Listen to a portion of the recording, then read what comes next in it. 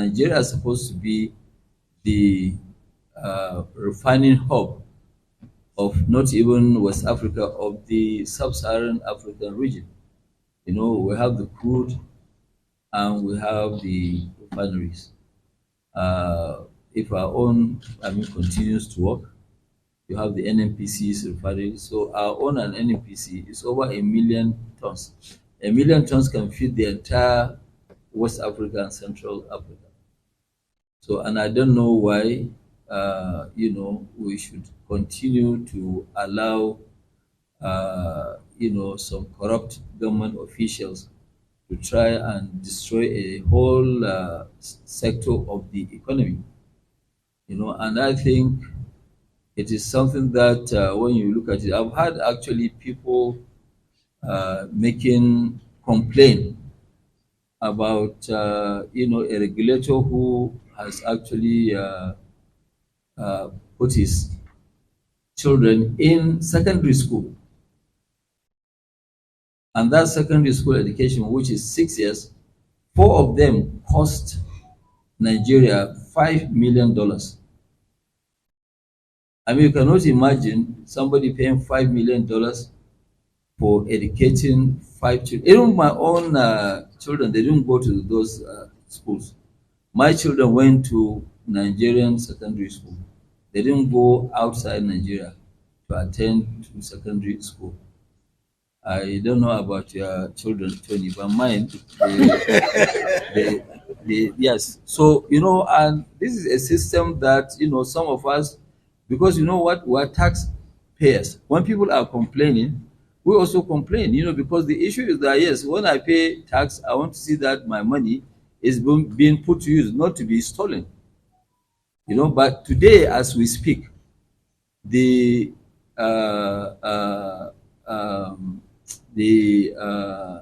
S, I don't know what is the, that is the authority chief executive, Malam Farouk. Malam Farouk has 4 of his children that he educated in Switzerland at the cost of $5 million for their secondary school education alone, not university. And I know that one of them just finished Harvard. So I want to now see what kind of system are we operating that, people are now busy destroying a country, taking money from the government. Because when you look at his income does not match paying this kind of fees.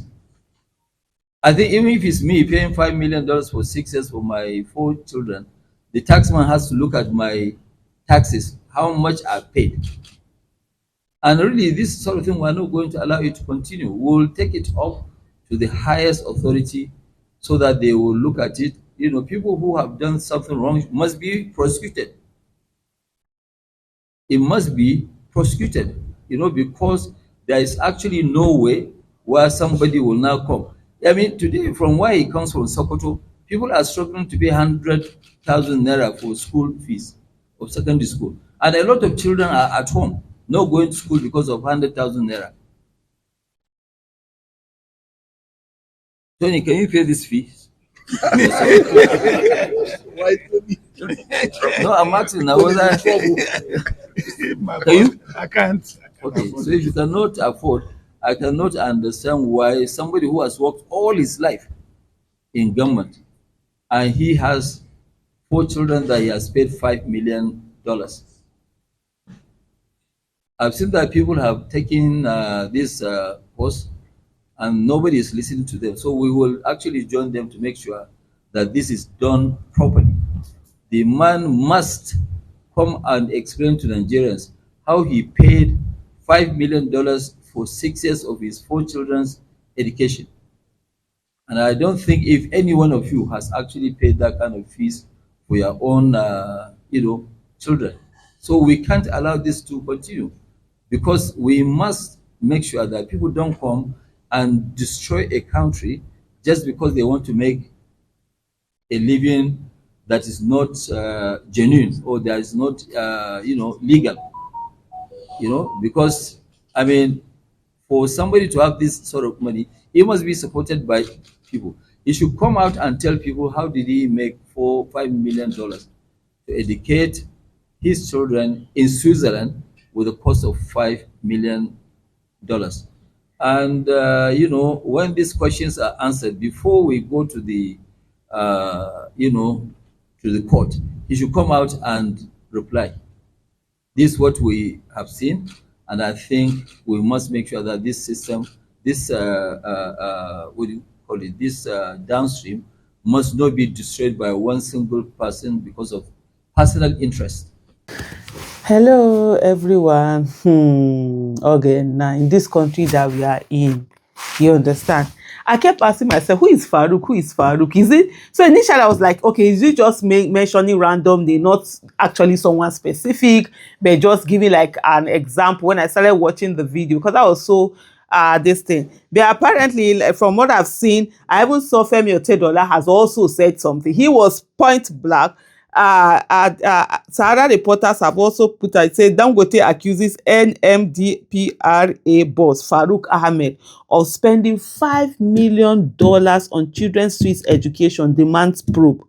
As in $5 million. So that's the NMD, is the Nigerian Midstream and Downstream Petroleum Regulatory Authority. When they talk about this oil theft, the corruption in that oil industry is something else. And that's why you see one person, one politician is the only one who has been speaking about the oil theft and what he's going to do about it. Every other one, none of them says anything. That is the cesspool of corruption in Nigeria. How much Nigeria lose millions of dollars every day, not every month.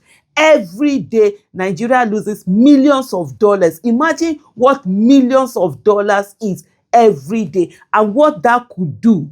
That could do to the country, to even if it's one person, just put it alone on education. Imagine where we can go from there. Put it on health, put it on roads, put it on. Imagine where we can go from there. Then you're having people stealing this huge amount, of money and using it on. Let me even go to, I saw Femi Otedola put something, and these people, when they put it out, they are not like, oh, do you know, allegedly, we don't know what. If you want to go to court, they are ready for you. If you are mad, they are madder. And for them to even come out and say this, they already have their facts to the thing. Femi Otedola said, $5 million tuition, 7.5 billion liters. Dangote calls for probe and prosecution of NMDPRA CEO. Aliko Dangote says NMDPRA CEO Farouk Ahmed spent $5 million on Swiss school fees for his children, living large on taxpayers' money, or what? Dangote says this raises serious questions about conflict of interest, economic sabotage, and the integrity of Nigeria's downstream petroleum. He has called on the federal government to investigate and prosecute, and he signed it FOT with the dollar sign, the signature that signifies that he is the one who actually said this thing.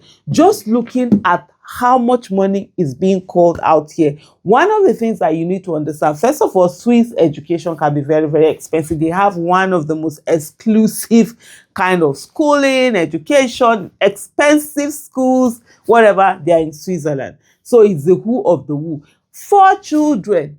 For you to spend $4 million, that means you must have a lot of money. How much is this person's salary again?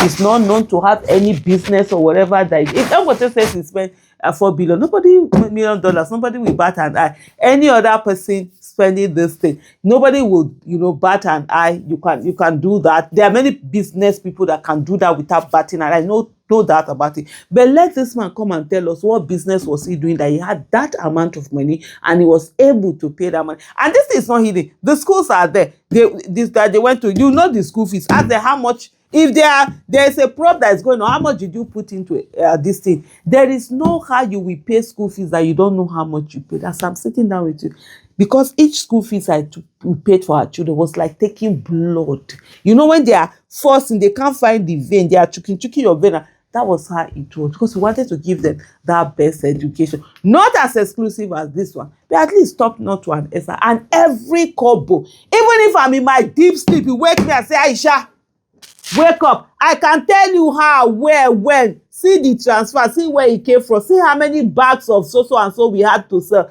we have to do. See the lands that we had to sell. Because there were times that you actually had to sell lands.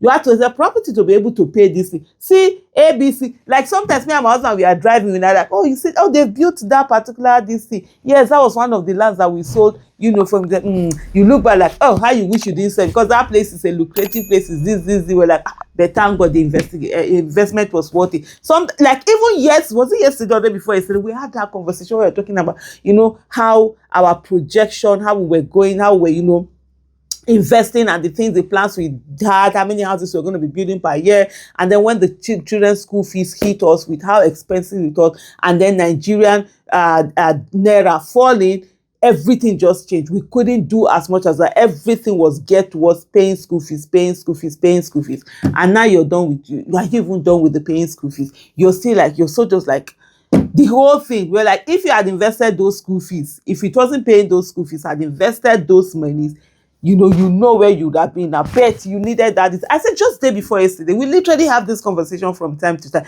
Then it's not something that I will say, I don't know how I paid it. There's no how. If school fees came from your pocket, you will not know how you paid it. But this is where we were. Are these not the kind of people that EFCC should be going after? EFCC will be going after Yahoo boys or whatever this thing. I'm not saying they shouldn't go after those ones. Yes, they should be a man of the. But these are more Yahoo than those ones. These are the ones we really should be going after. We should be going after, because this is our country that has been sabotaged. And then we are sitting there, we'll sit down. Let me tell you people, you see, a lot of people have been saying, oh, Aisha, you're not talking. Aisha, we've not heard you. This is my birthday. I didn't even say anything. I off my phone. As in, my whole phone was off. I didn't want to speak to anyone. I didn't want to be hearing happy birthday. Like the following day when my dad talked, he was like, oh, he was calling me all day. I needed to zone out, because there's really nothing to celebrate.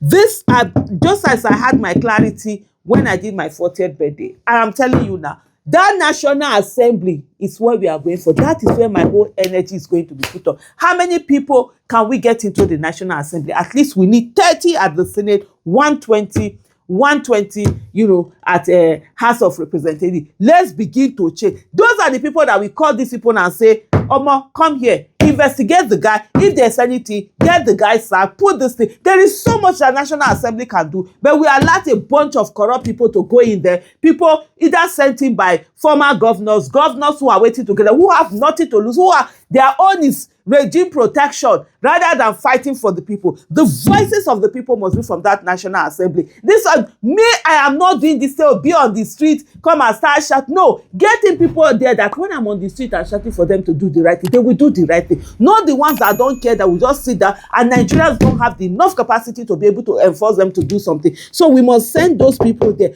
Peter Aka, I don't want to see Peter Aka on the street talking. Let Peter Aka be in the House of Representatives. Nigerians, are you ready? You that you are looking at me right now, are you ready for something like that? That is how we'll get people in. They don't need to know any much. As long as they are competent enough to be able to learn on, even if it's learning on the job, know what it is, fighting for Nigeria. That empathy to do the right thing, we make them, you know, sit down and do it, rather than all the nonsense that we have, you know, right now. Thank you for watching.